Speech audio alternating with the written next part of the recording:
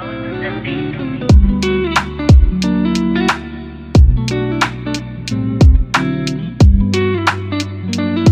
beautiful people of all ages, shapes, and colors, to another episode of the Hit Your Free Throws podcast, where we encourage you to stick to the basics.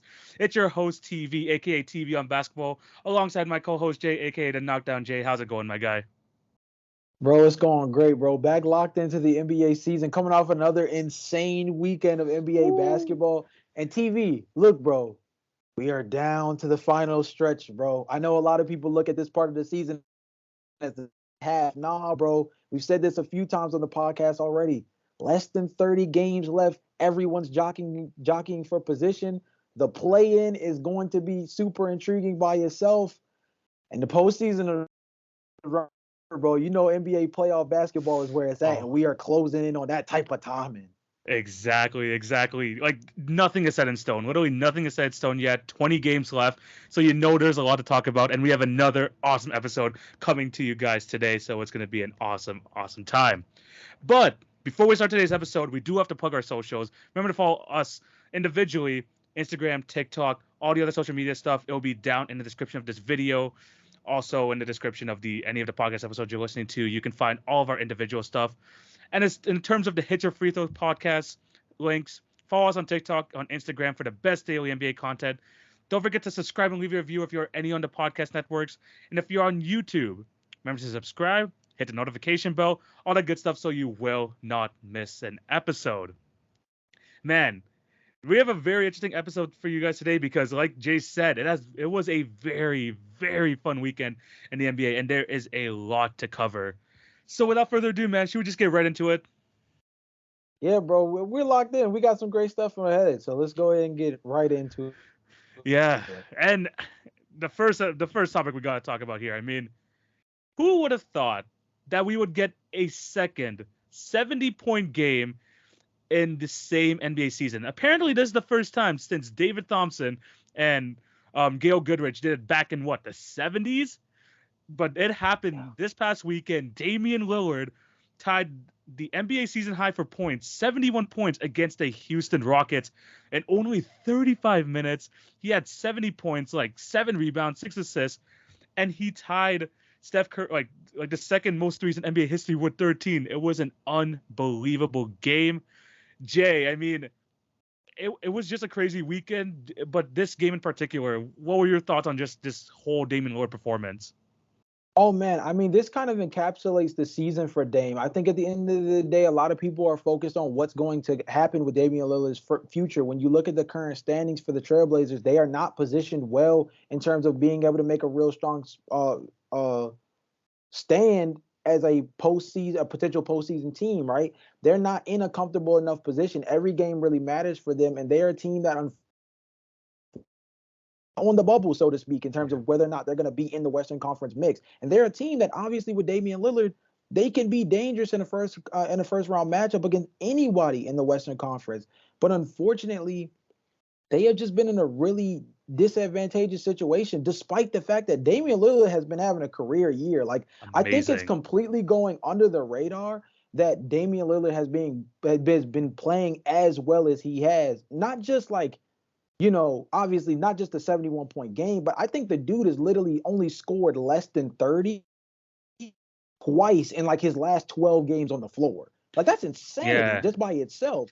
Something else that I found out was Damian Lillard now has the third most 60-point games in NBA history. He just recently passed Michael Jordan for that third spot. So now he's only behind Kobe Bryant, who's at 6, and then obviously Wilt Chamberlain, who has 32, which, like, geez, talk about an outlier when you talk about stat padding.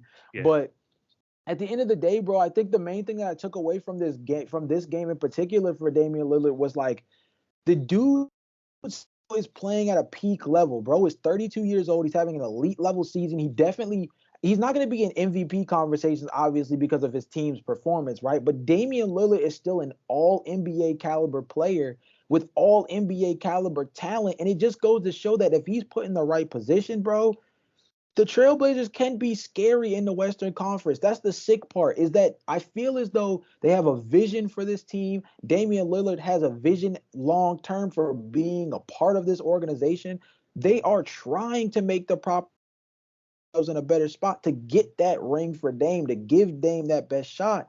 And unfortunately, it just seems like things have not been able to break right for the Portland Trailblazers over the last season or two. And unfortunately, TV, that is one of the most important things about making a push for the NBA championship, right? Sometimes you Yeah. got to be better. Sometimes you got to be more lucky than good. And unfortunately for the Trailblazers, there's a lot of situations where luck has not broken their way, but that should not overshadow how insane Damian Lillard has been this year. And you mentioned it before, 270-point games in the same season.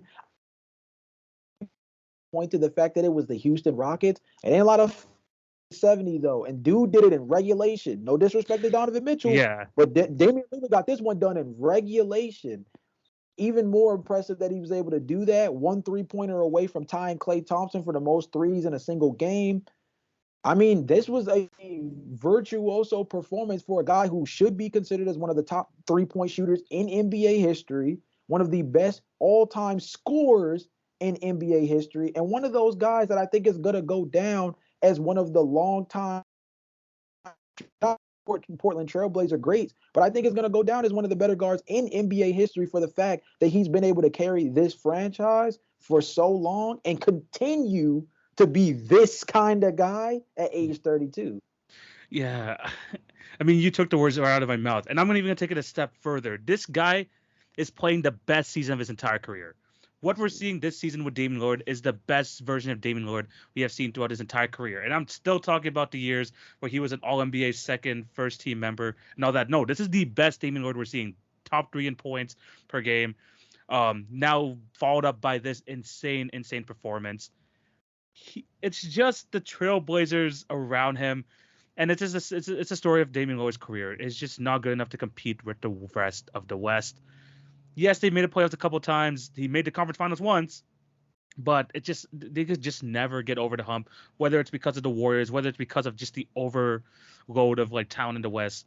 It's just unfortunate that like Lillard couldn't have gone further in his career, but we still can't take away from the fact one of the best guards of our generation. Sadly, like you said, it's going to be underrated because he was playing alongside Steph Curry. Like you can't it's going to be hard when you're like living in Steph Curry's shadow.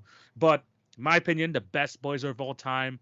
I think like this is like what this shows for Damian Lillard is that his game is not going to decline anytime soon. At 32 years old, it's only like his game is going to continue to grow, continue to mature.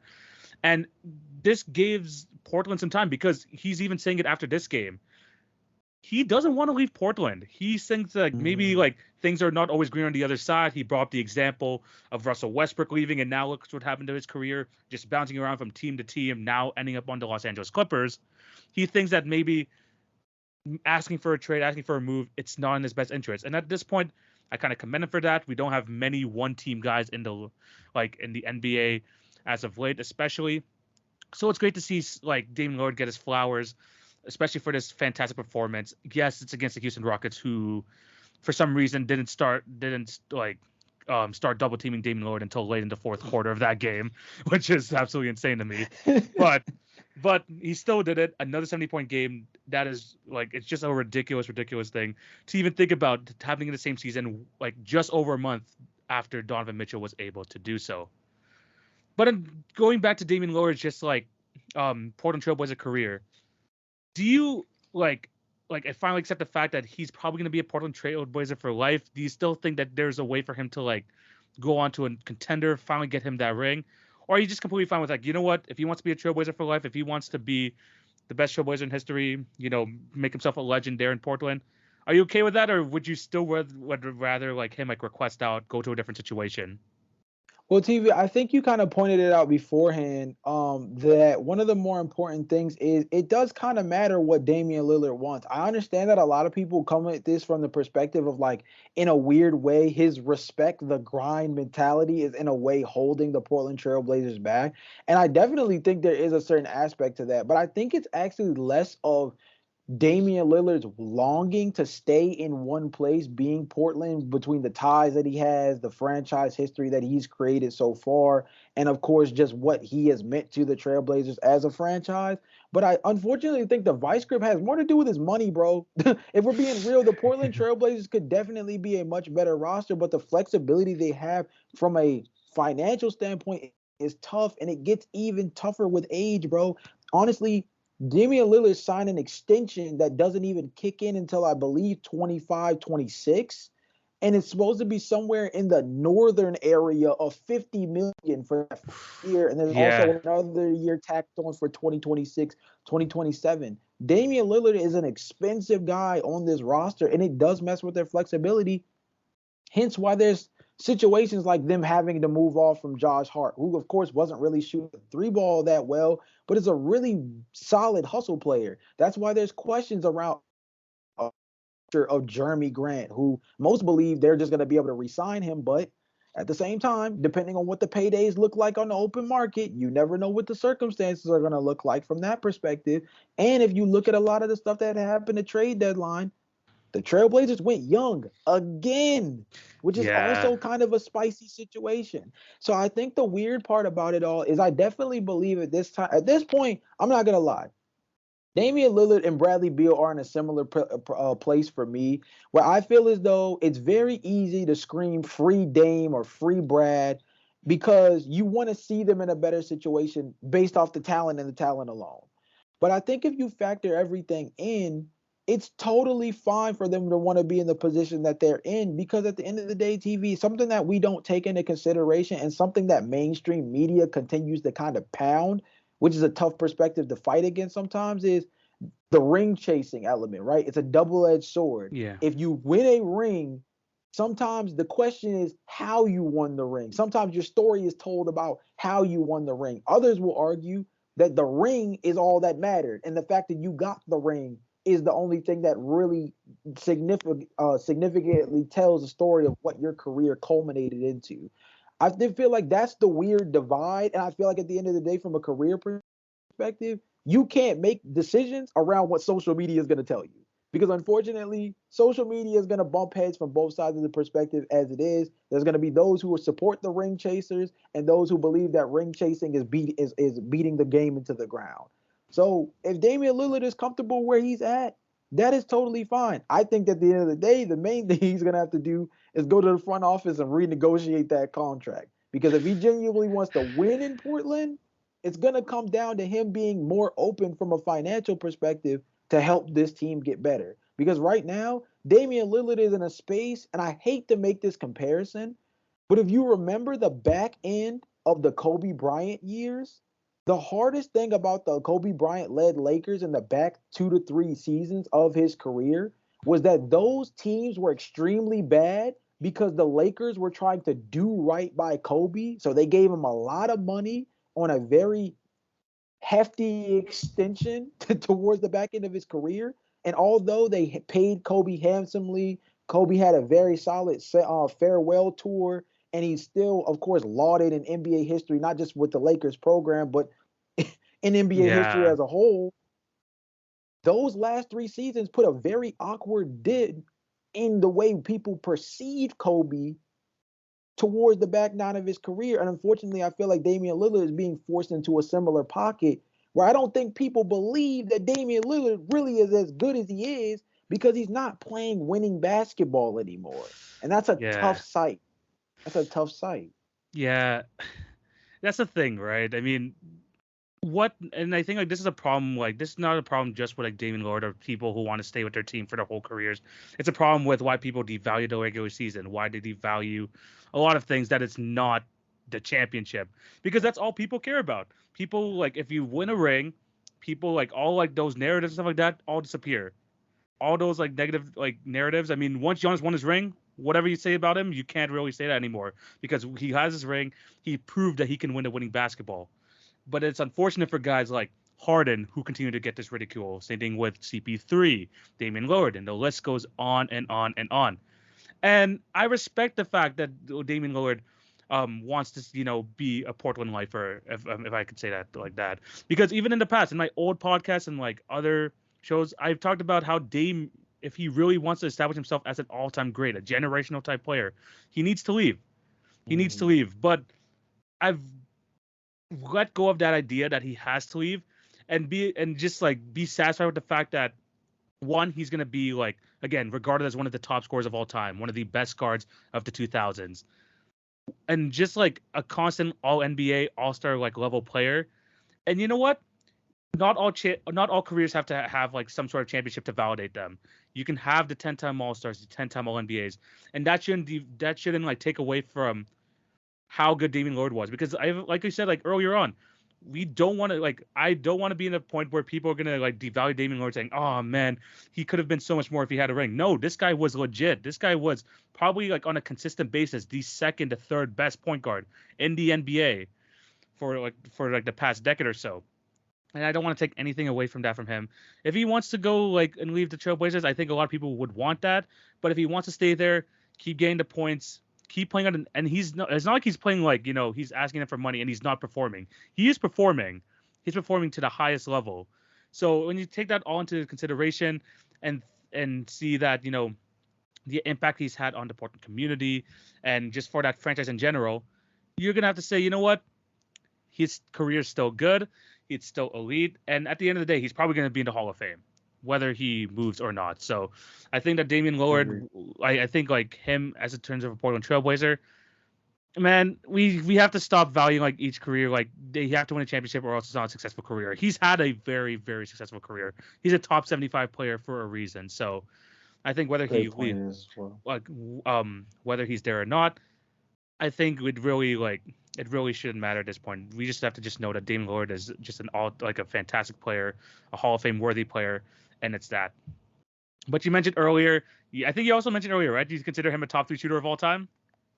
Yeah, I think he's got to be up there. He's got to be, and he's even himself that he feels as though he's not really like put into those conversations on a consistent basis when the topic of the greatest shooters of all time comes up. I think he has to be a guy that needs to continuously have his name kind of inserted in there, because I do feel as though people don't really bring him up that way. And I Yeah. feel like, first of all, the dude has way too many moments for that Hmm. in terms of just long range shooting and the events in which those things take place. Of course, the most infamous or maybe famous, depending on what side of the spectrum you come from, is the side of Paul George in the postseason, right, against the Oklahoma City Thunder, right? That's one of Hmm. the big ones he's known for. What about the one where I believe it was against the Dallas Mavericks? Was the one? It was either Dallas Mavericks or the Houston Rockets. It was the one where he propelled the Portland Trailblazers past the first round for the first time in what The felt like Rockets. forever, Yeah, it was right? the Rockets. It was the Yeah, Rockets. Yeah. it was the Rockets. So, it's one of those things where I feel like Damian Lillard has a lot of history as a deep range shooter, a high volume 3-point shooter,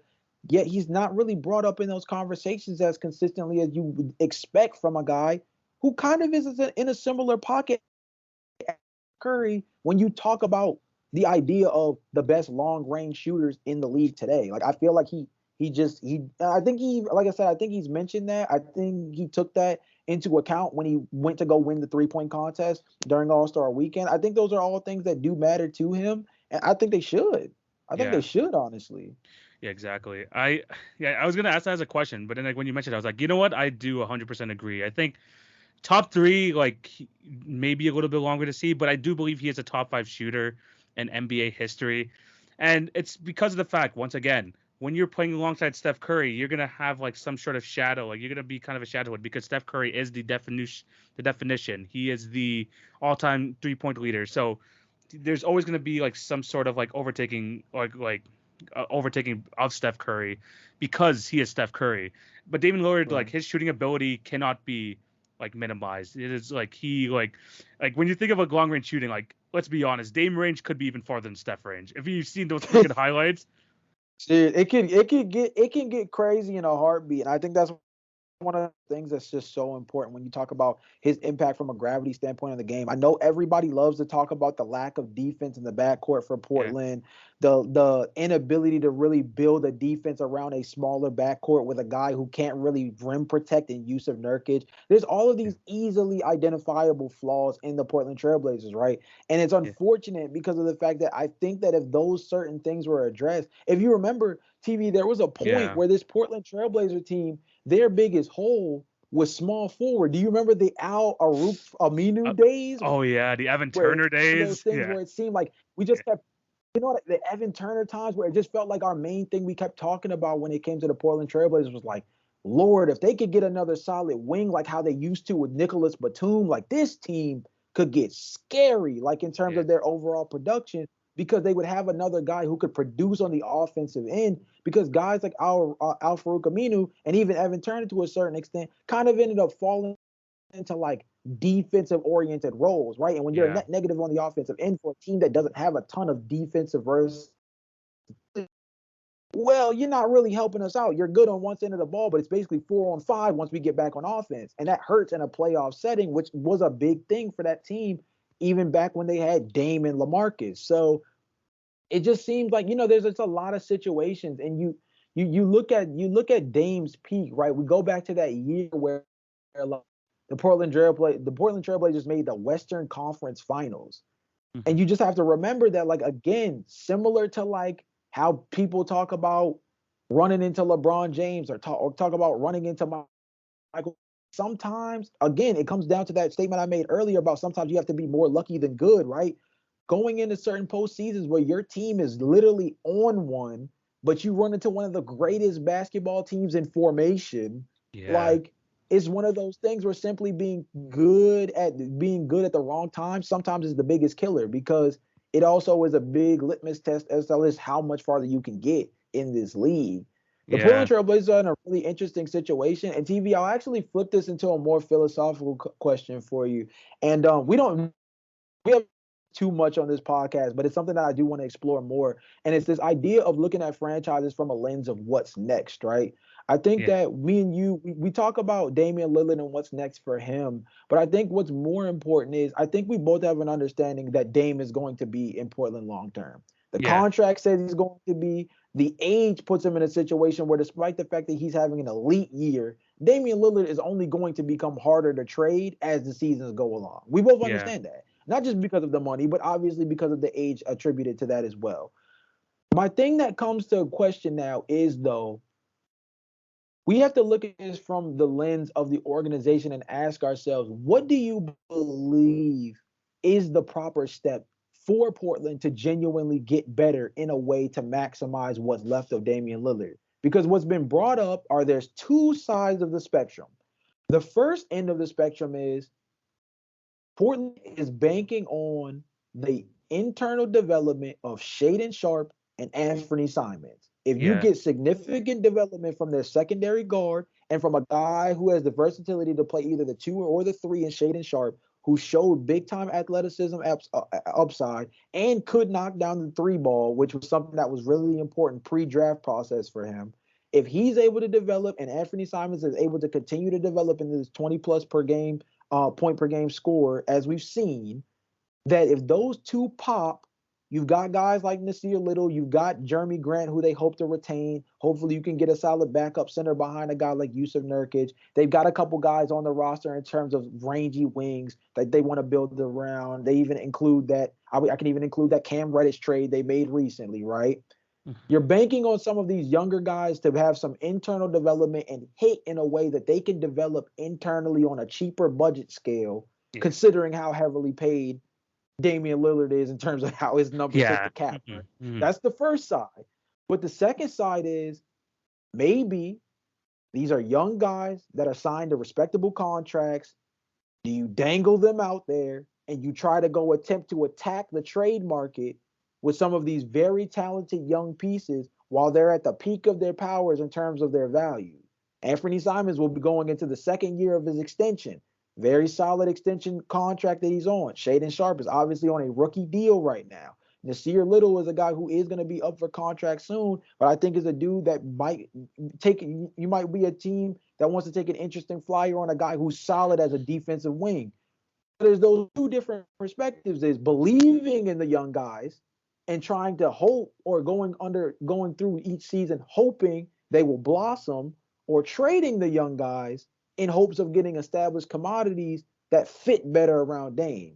My question to you really is, like, which one do you think is better from an infrastructure standpoint for Portland? Because I don't think either one is great. I don't think either one No. is that puts them in a great position, but they gotta Exactly. make a call. Exactly. And this is why it has to be some sort of a mix of the two. And I hate doing this because Yeah. this is the thing. This is like we talk about this in the NBA. You either want to be contending or you want to be like have Mm. aspirations for the championship, or you want to be near the bottom, trying to try to rebuild from that way. No one wants to be in the middle. Ask the Indiana Yeah. Pacers. Ask the Orlando Magic from years past. You do not want to be there. Honestly, ask the Toronto Raptors and the Chicago Bulls this year. You do not want to be there. God. You do not. You do not want to be there. But if you're the Mm, Portland Trailblazers, what do you have? You have young stars there. You have young potential stars in Anthony Simons and Shaden Sharp. You want to have that for as like the next after Damian Lillard, the after Damian Lillard portion of your career, mm, of like the franchise. But you know that Damian Lillard is still at the peak of his powers, so you bring in people like you still keep around people like a Yusuf Nurkic, a Jeremy Grant, even like you made moves to bring in Matisse Thybulle. You've made moves to bringing like I mean they should have kept Josh Hart if you've seen how he's playing for the freaking New York Knicks right now. whew, But at the same time, like you kind of have your foot in both doors right now. And I think mm, the best way to go about this is you don't want to fully commit to Dame because you've seen what happened in years past. Dame as your best player is not able to get you past the at the very most they went to the Western Conference Finals. They've barely got to the mm, second round. You don't want to fully commit to that because you've seen the results of that in the past. It hasn't worked out. Now you have these young stars. You see a future past Damian Lillard. You want to keep those stars around. So what is the best way to do? You honestly like try and like you said, hope for the internal development. Hope that Anthony Simons reaches maybe past the CJ McCollum level that they had in years past.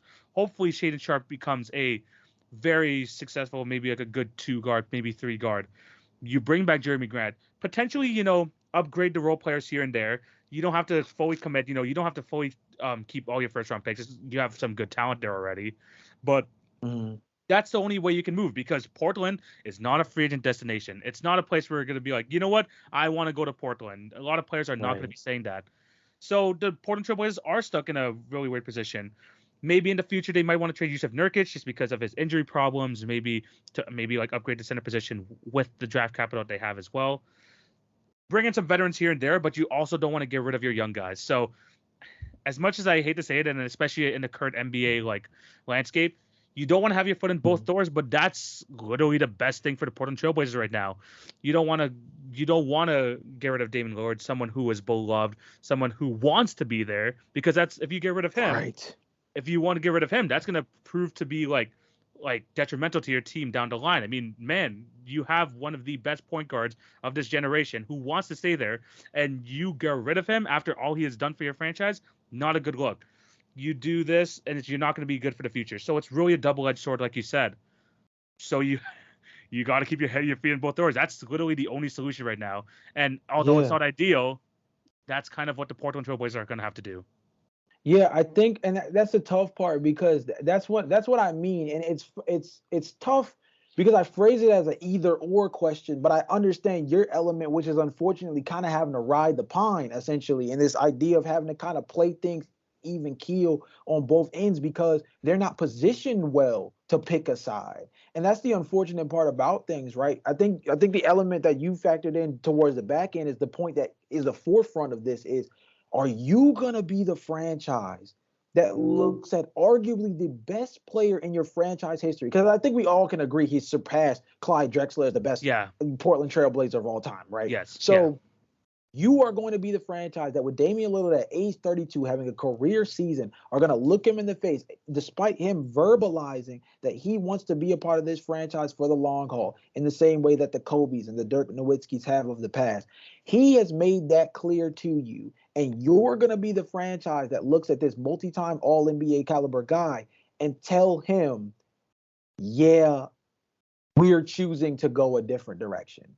That's a Yeah. tough ask for any front office in general, but for a team like you mentioned in Portland, who's not doing no Portland Trailblazer trade involving Damian Lillard is going to involve them getting another superstar back, Yeah. right? Hmm. Let's be real, Yeah. right? So it's going to be in the form of a reset. So this is there any pathway genuinely to building another hero in Portland if you move off from Damian Lillard? Most will probably tell you no. Most will tell you no. And that's the unfortunate line that you're walking across now is how does that resonate with your fan base? Because you want to be competitive. you want to have a particular direction where maybe if you're not competitive, you have great draft capital and cool assets and nice pieces to watch develop and grow, right? But at the same time, do you really want to see Damian Lillard somewhere else as a Portland Trailblazers fan? In spite of all of that, again, we're talking about the greatest player in your franchise's history. That this whole thing is centered around.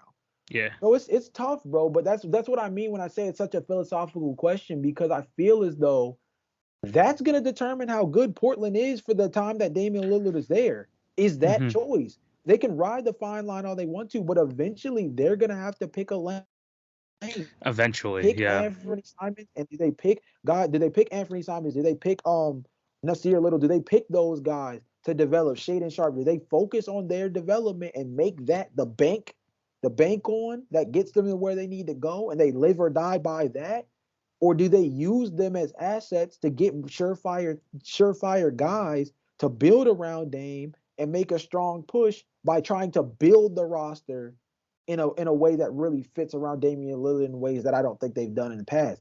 It's like I said, it's a tough task. It's a tall ass order, but they're gonna have to make that choice, because the tenure of Dame and what Dame's finish to this career looks like is determined by that. Because again, Yeah. I hate to assimilate this kind of conversation with a Kobe Bryant and the end of his career, but it does come to that point where eventually does the star that shines so bright that in the form of a guy like that means so much to your franchise actually hurt the long-term equity of your franchise so much that being fair to him, being kind to him, embracing the fact that he wants to be a lifer actually is a detriment to your choices moving forward.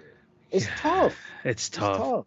Yeah, and before we move on to the next topic, I do want to like compare this to the situation like the Toronto Raptors with DeMar DeRozan, where DeMar DeRozan That's a great wanted point too. wanted to stay as a Toronto Raptor. He gave his all for the Toronto Raptor jersey, and then Masai Ujiri made probably the boldest move any any general manager in the Raptors history made to try and get Kawhi Leonard, knowing that there's this window that he could possibly win an NBA championship, and it paid off. This is a step higher in terms of Damian Lillard, because DeMar DeRozan, yes, he's a great player. We both know that as a Toronto and a Chicago Bulls fan. But Damian Lillard's on another stratosphere than DeMar DeRozan. He is he's on a tier Yeah. above him. So like it's gonna be tough to make that type of decision with Damian Lillard, especially with how much he like the value he gives to Portland Trailblazer fans, the memories, the moments, even just the current the current play he's giving for them. It's going to be tough, but they might have to cross that bridge down the line, because right now they should be making a decision. Dame is playing way too well to even consider that fact. Yeah. Playing, Yeah, for sure. he is playing way too well. Speaking of championship aspirations, as much as Damian Lillard is a great player, we don't have the what's it called? The expectation that him or the Trailblazers are going to make a deep run in the playoffs. But there Yeah. are quite a number of players and teams that have a lot of pressure going to this playoffs. We've kind of mentioned it on previous episodes, but this is what we're going to focus on here right now. Who are some of the players, some of the teams that have the most pressure to win a championship or to go far in the playoffs? I'm going to throw it over to you, Jay.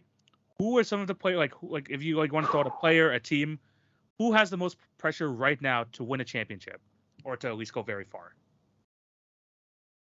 So I think the team that has the most pressure to win a championship, and I think this is tough because a lot of people may not view the lead player for this team as being under any real pressure or scrutiny, but I think the team is under this kind of pressure and scrutiny for a very particular reason. I think the LA Clippers are in a really tough spot. I think the LA Clippers are in a really tough spot because I don't think that Kawhi Leonard needs another championship to his legacy to prove anything to anybody. The man is a two-time finals as the lead guy on the team. He's done it as a role player on a championship team. He's been one of the best players in the NBA from a postseason perspective, easily one of the best NBA playoff performers in NBA history, hands down.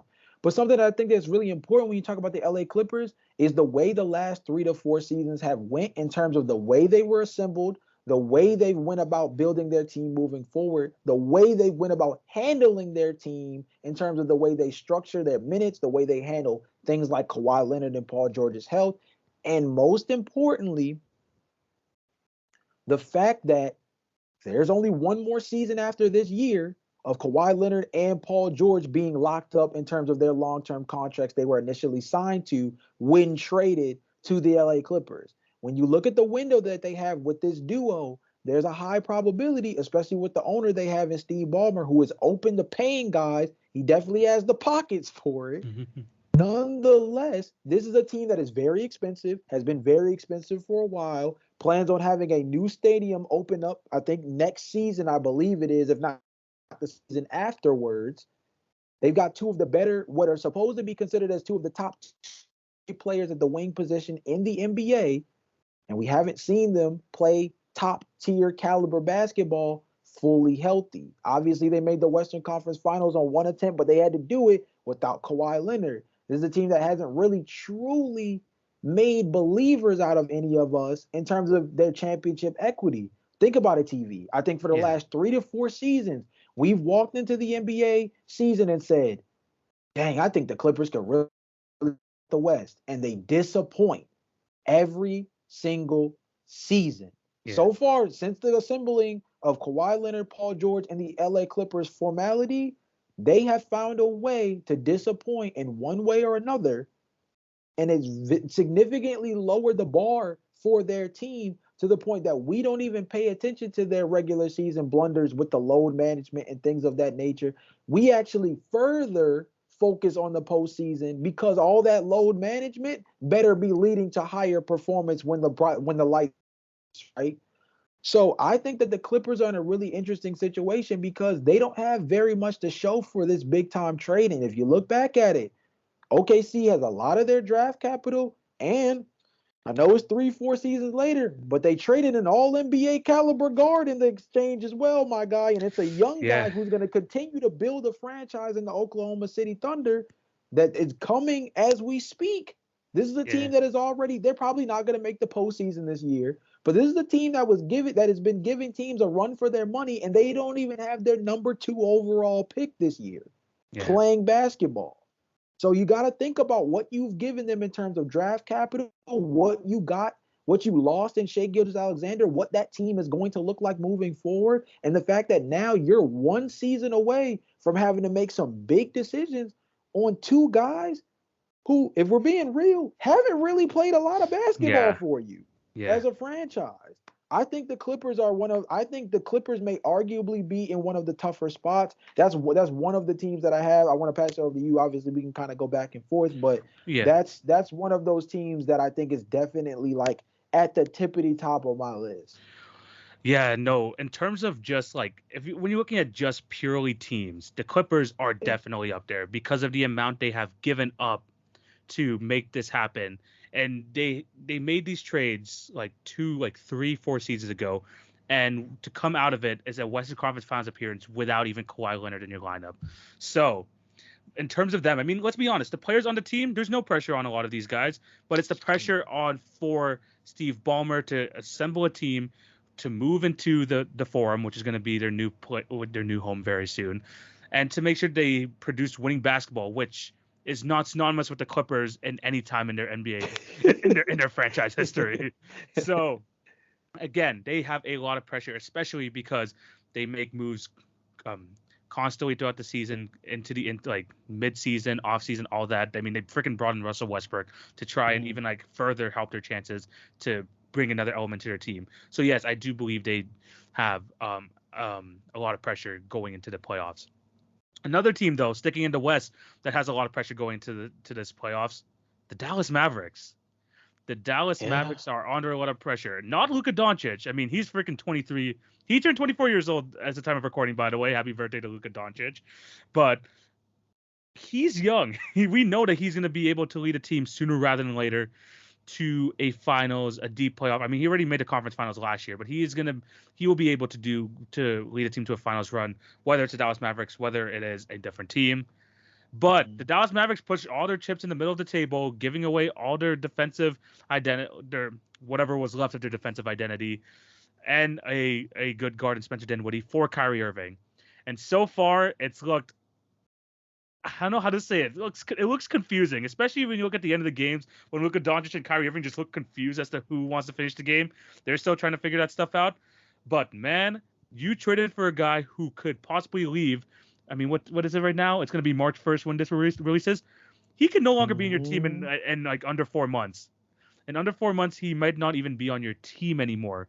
So there's a lot of pressure for the Dallas Mavericks to, one, show Kyrie that this is a place that he could stay long term, and two, if he doesn't, to try and take advantage of the situation that you have with these two generationally talented guards with him and Luka.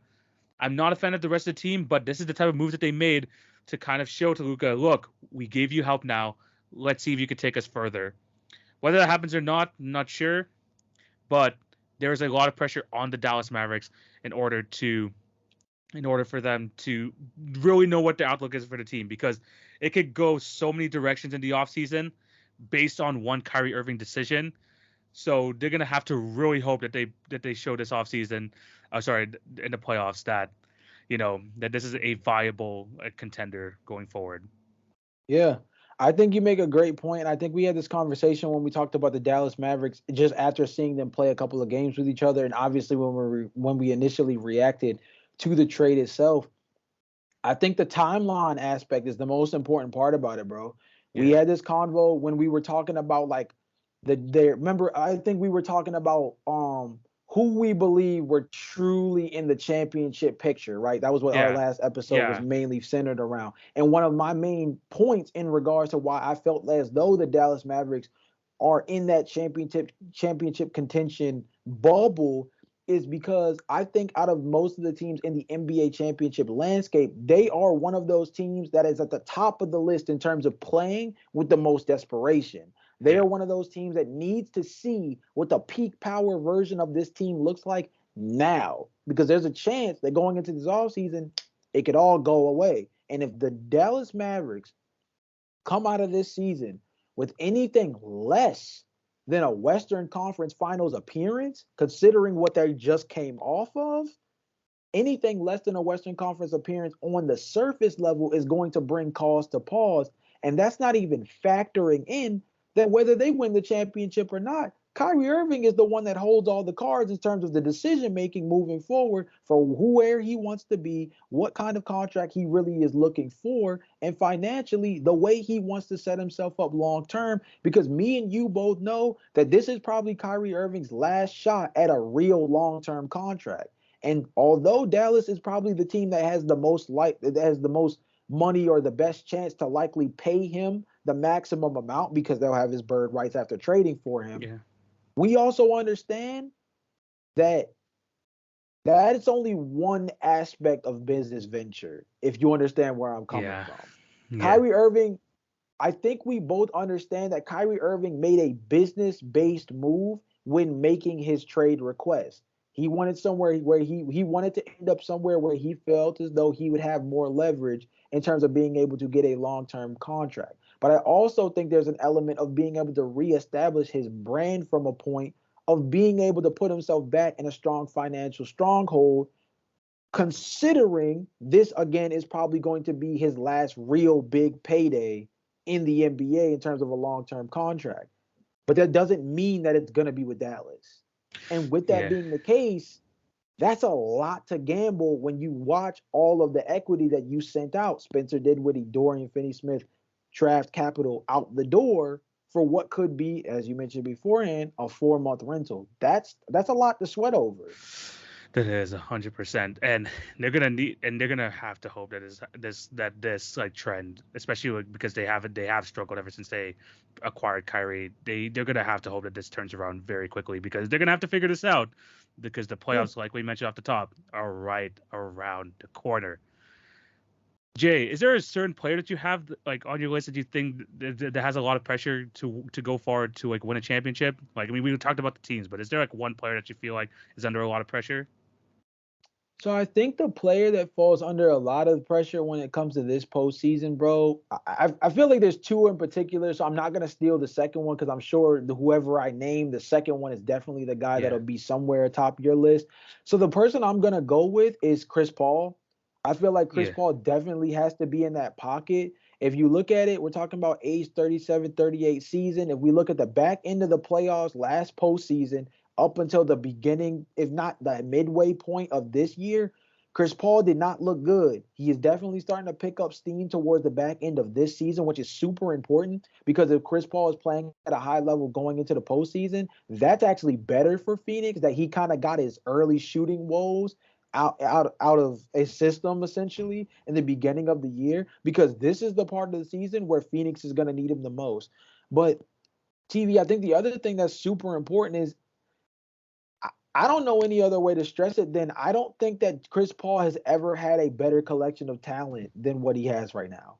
I Yeah. mean, we've seen every version of the Chris Paul led teams in the we've seen the old New Orleans teams where he was basically backpacking them. We've seen the Clippers teams where it was him, Blake Griffin, DSJ, or DeAndre Jordan, excuse Yeah. me, and solid role players like Matt Barnes and a ton of shooting around them, right? Yeah. JJ Redick and those guys.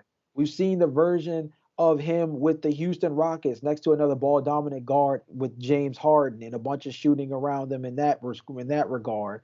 We've seen him as the part of a three-man trifecta in the backcourt with him, with Schroeder. Shea Yeah. Gilgeous-Alexander on a team that had low expectations and played above those expectations and gave the Houston Rockets a hell of a series in that first round matchup in the bubble, right? Hmm. And now you have the Phoenix Suns who have been to an NBA Finals, fumbled the bag, went into last season, got to the second round of the Western Conference playoffs, fumbled the bag against the Dallas Mavericks, and now, yeah, you trade three of the better 3-and-D wings in the league by coming off of Mikal Bridges, Cam Johnson, and Jay Crowder, but you got KD out of it, bro.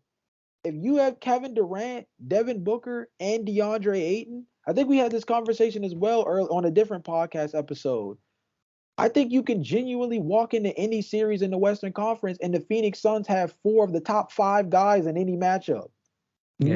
Maybe four of the best six guys Yeah. in the matchup. But I think the furthest you can get down on a who's better list or a who's better tier in any given series will be seven guys deep. But four of those seven Yeah. are gonna be playing for the Phoenix Suns, bro. Yeah. So from a talent equity standpoint, this is as good as it gets. And you're in year 38, bro. I don't know how much better this is gonna get for CP. He got thrown in trade rumors this season. This offseason could be big for him in terms of the Phoenix Suns potentially trying to move off of him. If everybody remembers, Fred VanVleet was a Yeah. very big target for the Phoenix Suns during the trade deadline because eventually they are going to have to consider looking for a successor. And they clearly don't have the draft capital to grab that guy. They're probably going to do it via the draft. I mean, through via the trade market or by trying to sign somebody. Chris Paul's time is limited, and this might be his best shot left. His best shot was probably in that series against Milwaukee, Yeah. but this is probably the last bullet in the chamber. Chris Paul has one last gas, and this season is the one. If he can't get it done with if he can't get it done with Kevin Durant, Devin Booker, and DeAndre Ayton, this might be his last year wearing a Phoenix Suns uniform, bro. Yeah. And I like the fact that you said the Phoenix, like Chris Paul in particular, because, like you mentioned, like especially near the end there, he might not even be in a Phoenix Suns uniform after this year, depending on how badly they Yeah. flame out. I mean, the good thing about the Phoenix Suns is at least they have a window after this year because they're gonna have KD under contract, Devin Booker, DeAndre Ayton, but CP3 wasn't trade rumors. He was like potentially a piece to get Kyrie Irving. So, if anything, he is the one who's under the most pressure. He is the one who's gonna have to do his very best to stay healthy for the playoffs, has to perform in the playoffs, and potentially take him all the way to the finish line. And I don't know how a 38-year-old Chris Paul is going to be able to do so, but this is the last chance he's got because because the Phoenix Suns do want to still keep this window alive, and potentially to keep this window alive may have to sacrifice Chris Paul into a trade this coming off season. So he is definitely under a lot of pressure. Now, Yeah. I mean, usually we're on the same wavelength with this, so maybe my next guy is like around the same, in terms of amount of pressure, for to win a championship. But Nikola Jokic, as much as we love the guy, he Oh, uh, okay. he he has a lot of pressure, and it's not from Mm. it's not from maybe either one of us, because we know that probably for the next couple of years, the Denver Nuggets are going to be in that championship contender status, but with the amount of media scrutiny he's going to get for winning his third MVP this season, and the fact that he hasn't been in like technically close to an NBA Finals, there's gonna be a Mhm. lot of pressure. And for this year, unlike the last two MVP seasons, there's no excuse.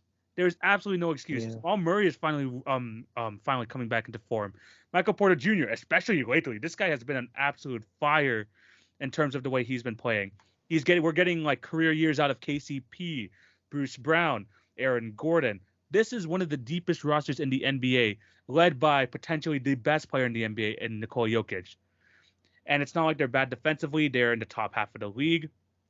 So what's the excuse now? As much as I loved Nikola Jokic, as much as I love this Denver Nuggets team, they're going to be put a lot of pressure just because of the microscope that people are going to be looking at them through. They are clearly the best team in the West. They're like how many games ahead now at this point? 5.5 games ahead of the Memphis Grizzlies. Mhm. They are like they are vying for the best record in the entire NBA.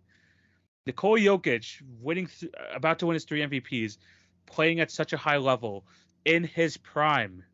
He is going to have to show that he is able to play winning basketball, maybe not in like eyes of people like us who know how good he is, especially because he has been absolutely insane these last couple of playoffs. It's just the players around him um have not been up to par because of injuries. But he is going to have to show to the rest of the NBA world, to the rest of the NBA landscape, that he is a winning basketball player. And this coming playoffs is going to be really a true test to see if this Nuggets team is going to be a for real championship contender. Yeah, I honestly, that wasn't the perspective I was coming from. So actually, I that kind of shocked me, but not necessarily your choice. I feel like on the tier of guys, Nikola Jokic wasn't as high for me. But I Yeah, think you made that point as well that for us, it might not be considered that way. But I think we've made this point before that from a media scrutiny standpoint, that is a conversation that is going to is going to actually start to snowball. I think it hasn't yeah, genuinely picked up steam yet, yeah, but especially if he wins this third straight MVP, which he definitely looks like he's on track to do. If he wins this third MVP, he is going to be put in a light where people are going to start focusing more and more on not only him from a performance standpoint, but him in terms of the echelon of these superstars, kind of in the way that I think that Nikola Jokic should be considered anyway.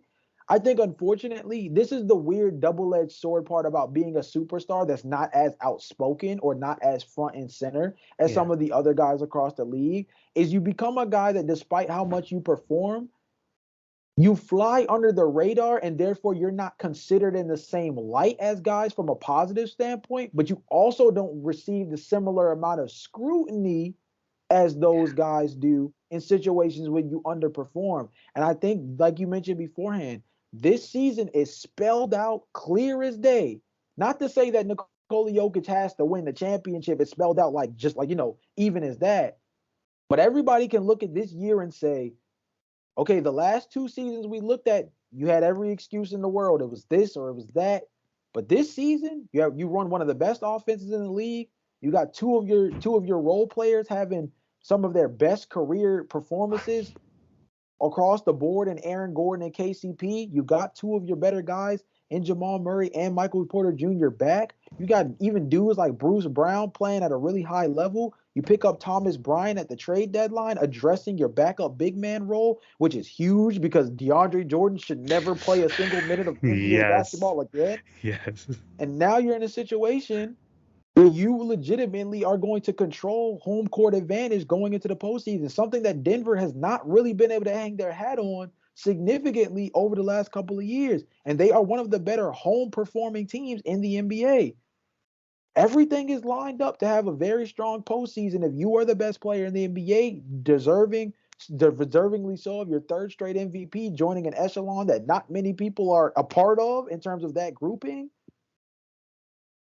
We gotta start talking championships because trophies are cool, but if they don't say Larry O'Brien on it, eventually it's just a nice trophy case with the biggest and baddest trophy, the biggest and best trophy, Yeah. still having a vacant spot in your room. And that's tough because even though you're gonna be considered as one of the best players to play in basketball, kind of goes back to our Damian Lillard thing. There's always gonna be a weird asterisk, deservingly so or not. There's always gonna be that weird asterisk of, oh, well, maybe he's just an elite regular season player. And Yeah. we both know that Nikola Jokic is way better than just a guy who can put it up for 82 games. Exactly, exactly. And I don't want this narrative to be around him, but it's just inevitable when it comes to players of his caliber, especially when you're vying for MVPs every single year, as he has done the past 3 seasons. But before we move on to the next topic, you said you had that other guy that you like were like kind of debating on. Let's talk about that real quick. Yeah, man. I feel as though you can't have a pressure conversation in terms of the postseason without James Harden. Yeah, You can't. I I yeah think the thing yeah about it is it's an easy cop out, but this conversation literally in bold red text starts and finishes with James Harden. And if you factor in the backdrop of all the weird hoopla around the potential of James Harden leaving and trying to go back to Houston this offseason, which is a weird element to choose yeah for considering the trajectory of the team right now, but that's neither here nor there. When you factor that in the backdrop, when you look at the design of this team and everything that they've been able to grab, the fact that this is a top 3 team in the Eastern Conference, Joel Embiid is having another All NBA caliber season. James Harden probably deserved to be an All-Star. I think me and you both actually agreed that he was somebody hmm that should have definitely had significant consideration to make that final All-Star team, even after the reserves were chosen. I think another thing that could be taken into consideration is Tyrese Maxey's coming off the bench for them and probably is their third best player. Tobias Harris has had a very underrated season. They've got guys across the board that are playing, maybe not an extremely high level, but they all are fitting in their roles in ways that I think Philly hasn't had in the past. This is the first Philly team in a while where it seemed like everybody is in the right position. In the past, Philly was built under this microscope of, well, we've got Ben and we've got Joel Embiid. And so although they both don't fit, we're so talented that we're gonna body the East. And that fit and that lack of fit, dare I say, ended up being their biggest kryptonite when the yeah ball really came down to, can we get buckets when we need them, right? Now you're in a team where everything is formulated in a way where you don't have to be the lead guy because you have Joel Embiid, but you do have to be that second wingman because if you're not, this team does take a significant dip off if you don't show up. And we know that James Harden is notoriously known for front running in the postseason. He's very good at yeah having strong game ones, strong game twos, great game fives when you're already down 3-1, right? Where the yeah expectations are relatively low. But when things get tight, that's when we see the 9 of 22s, the lack of shot attempts. The last season, I think it was I only got 5 shot attempts in the entire yeah. game, and I didn't get the ball, I think was his excuse. Mhm. Things like that cannot happen. Things like that cannot happen in a bloodbath of an Eastern Conference. And TV, me and you have brought this up before. The East is very top heavy, despite the fact that the teams below the top 3 are very talented in their own Yeah, way. But somebody's gonna go home disappointed in that top 3. yeah, Philly can't let it be them. They can't afford yeah, to. yeah. I had James Harden here, and it was kind of the combo of him and Embiid together have going to be a lot of pressure. But my only reason I really wasn't going to say them over like a Nikola Jokic or something like that is I don't know. And maybe this is like me like not like I don't want to make it seem that I'm giving up on Harden, but I think that his legacy is kind of cemented whether he has like I just assume that he's just not going to get a championship. I just think that like the way that Dang. I just kind of just assume that, and maybe that's like kind of like maybe like it's something that like I'm giving up on Philly or something too early, but I just think especially now with how good the top 2 teams in the East are and the way like the narrative of Philly every single year. Something is gonna go wrong. It's just Yeah. like every single year, whether it's their own doing or just some freak accident. I mean, let's be honest. Last year, the freaking facial injury from Joel Embiid, that was just a freak accident that really shouldn't have happened, and that derailed completely their entire season. It just feels like they're cursed. I feel like they're cursed. James Harden is cursed, and then I've gotten to the point where I'm like, whether he has like, I'm gonna accept the fact that he's probably just not gonna win it, and it's more on Philly, if anything, like the pressure because of the way that they've built this team around Joel Embiid, the amount of assets they had to give up in order to create the team around him, and the amount of money they've invested in like their top stars. But besides that, I I mean, I do have him as a true contender, but I always just have this like underlying feeling that there's something is just gonna go wrong in Philly, and it's not gonna be the fault of Joel Embiid or James Harden at this point. It's bound to happen. We say it with the Clippers every single year. It's gonna probably be the same thing with the Philly. They kind of mirror each other in very similar ways in that the Philadelphia Yeah. 76ers and the Clippers, especially the last couple of years. It just feels like something is bound to go wrong, and that's why like as much as there is gonna be pressure there probably is going to be pressure on James Harden. Is the pressure really there? People are not expecting this Philly team to maybe overtake a Celtics, overtake the Milwaukee Bucks. I'm not sure, but if they do win it, of course it's going to elevate James Harden from like maybe a top 25, top 30 player, maybe all the way to like a top 20, top 15. That's how much a championship could mean to his legacy. But at the same time, do I expect it? Do I think it's going to happen? I don't. That's why I don't really have that. I don't think the pressure is really there for James Harden. But yeah, if there's anyone that you think is in terms of players or teams that have a lot of pressure going into this postseason, let us know down below in the comment section or in the comment section of any Instagram post, YouTube video, all that good stuff.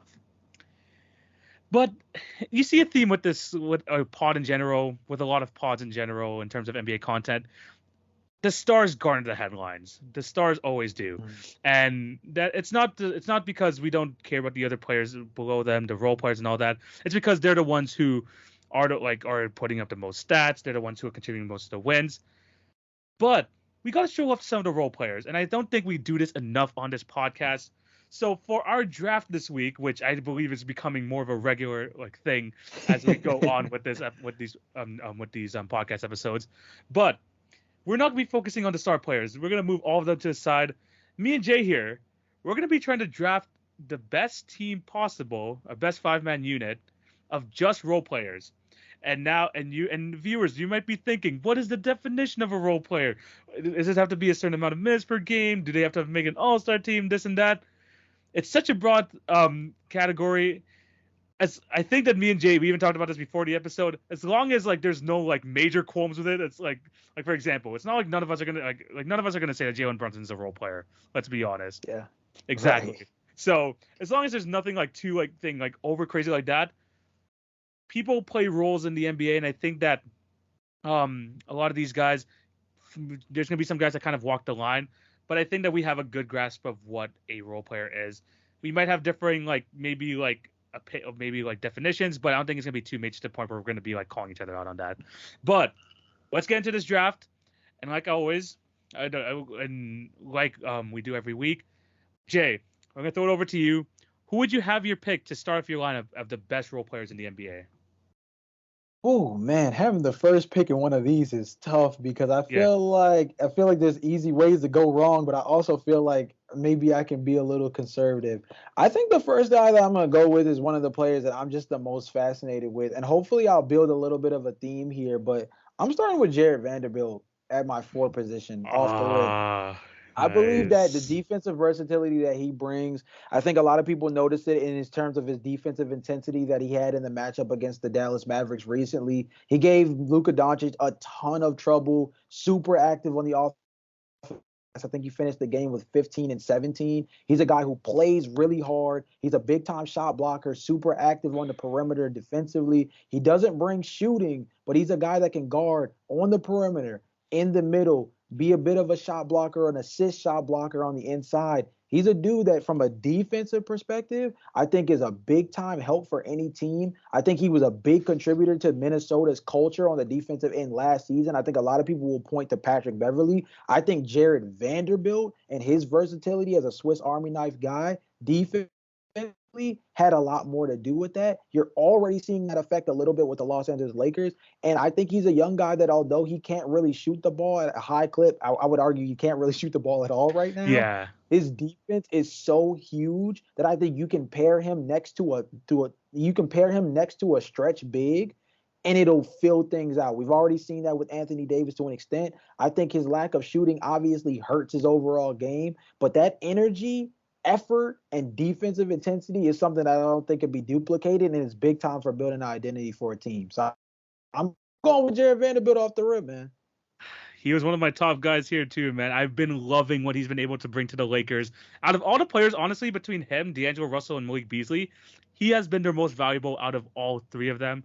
And I think that him coming over, yes, LeBron is injured for like at least the next 2 weeks, which is unfortunate, but having someone like Jared Vanderbilt to set the tone on the defensive end is just so important to a team who really didn't have the defensive identity. They were hoping to get that with Patrick Beverley, but there's only so much a guard can do. But Jared Vanderbilt, someone who can guard a perimeter, guard the inside, a lot more impactful on that end, is really has been an amazing tone setter for this team, especially ever since he arrived.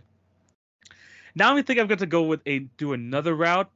I'm actually going to go with a guard here and someone who is kind of an unsung hero for one of the top teams in the league. Let's go with Malcolm Brogdon, man. Malcolm Brogdon. Ooh, that's a good one. He, in my opinion, is probably like one of the leaders in terms of sixth man of the year. But he is just like, in terms of like a steady point guard hand that we've been asking the Celtics to get for years now, because Kemba Walker has been in and out the lineup, Kyrie Irving in the past has been in and out the lineup. So rather than like relying on injury-prone star point guards, just get someone reliable, someone who could pass the ball, someone who can get a bucket for you. And that is what Malcolm Brogdon has done all season long, averaging 14 points a game, 4 rebounds, 4 assists. But not only that, this guy is just so efficient. You just know he's going to make the right decision. He's know he's going to take the right shots. He's averaging 46% from 3, which is unbelievable in the current NBA. So when you have someone who can finish games for you, who fits perfectly either beside a Derek White, either beside a Marcus Smart, he could kind of like play either guard position. When you have that, someone who can score the ball for you, who's able to make the secondary pass, the hockey assist, and just control the game at his own pace, I think is so valuable, and it's someone who's going to be a key piece for the Celtics moving forward if they want a deep championship run. So Malcolm Brogdon has to be my first pick here. I think that's a great pick too, and I think the main thing you touched on is the steady hand, bro. At the end of the day, Malcolm Brogdon is a guy I think you can plug in on any team, and I think you can make the argument that if he weren't on this Celtics team, he could start anywhere else in the league probably right now. Yeah. I don't think there's many other point guard positions across the league. There's maybe 5 to 7 teams right now that have a solidified point guard to the point that maybe they would not start Malcolm Brogdon. But I think in certain iterations, you could really take into consideration the idea of starting a Malcolm Brogdon if you needed the talent at the point guard spot. We've got a lot of great guards across the league, but I think Malcolm Brogdon in the right situation could start for a handful of teams. He's just on a team in the Boston Celtics that just now has some of the most insane depth in the world, and he's a part of that. But I think the main thing you touched on was the steady hand aspect of it. And that's super important when you talk about having a guy come off the bench, because determine a lot of blown leads in this NBA, man. Yeah. And so being able to have a guy who can hold down the fort while their star players are resting, it's huge. And being able to contribute as a scorer it's a double down for me. So I love that pick. Yeah. Okay. Yeah. So Malcolm Brogdon is my first pick. So we're throwing it back over to you, Jay. Who do you got as your second pick? Yeah, man. So I think I'm going to stick with the steady hand element. And I don't think this guy is nearly as good as Malcolm Brogdon, but I think he's brought up in a similar light in terms of being a very great steady hand. And I think should be in the conversation as one of, if not the best backup point guard in the league, probably behind a guy like Malcolm Brogdon. I'm going with Tyus Jones for the Memphis Grizzlies, bro. I think that he's a guy that doesn't get brought up a ton. But if you look at the way the man plays, he's a guy that brings a different change of pace for the Memphis Grizzlies when Ja Morant comes off the floor.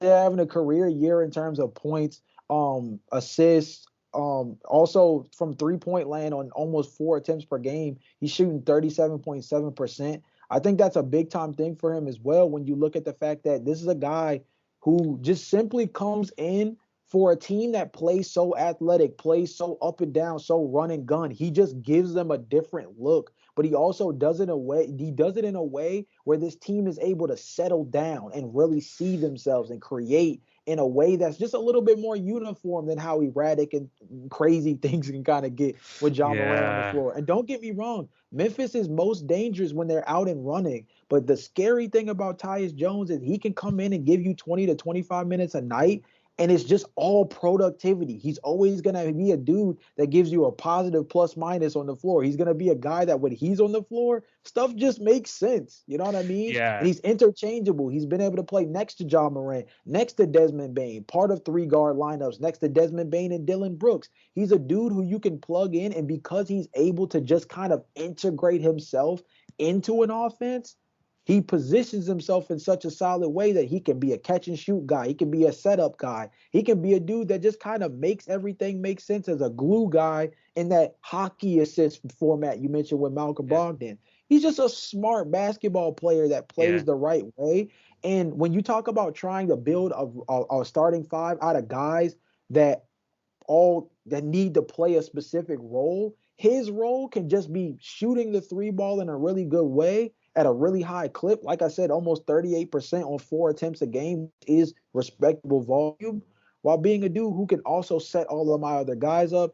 And I'm hoping to have a relatively interesting team around Tyus. So I'm hoping the Tyus Jones, Jared Vanderbilt pairing.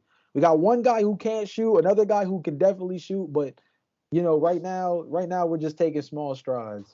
Oh, I really do like that pick. Tyus Jones is like one of my favorite like role players in the league, especially like the last couple Yeah. of years in the playoffs or in the play-in games. You just know that when he's on the court, you're comfortable with the ball in his hands, and he's gonna make the right decision, whether it's shooting the basketball, making the extra pass. You just know that Tyus Jones is gonna be on the floor, and just good things are gonna happen, as you said.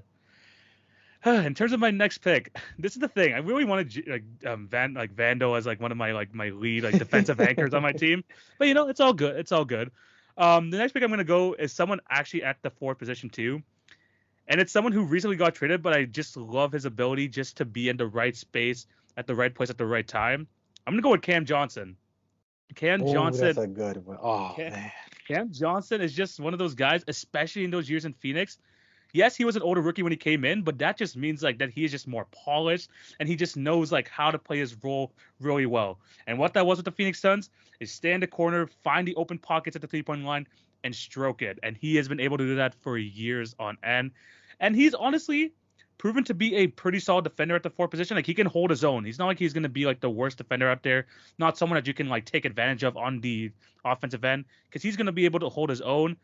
And he's someone that, especially when you think of role players, that someone who's not going to demand the ball in order to make an impact on the game, he is able to move around. He's able to set good screens, and he's just able to make sure everyone he's able to get his while not taking away from anyone else. That's what I love about Cam Johnson, and he's still going to average his 10 to 12 points a game.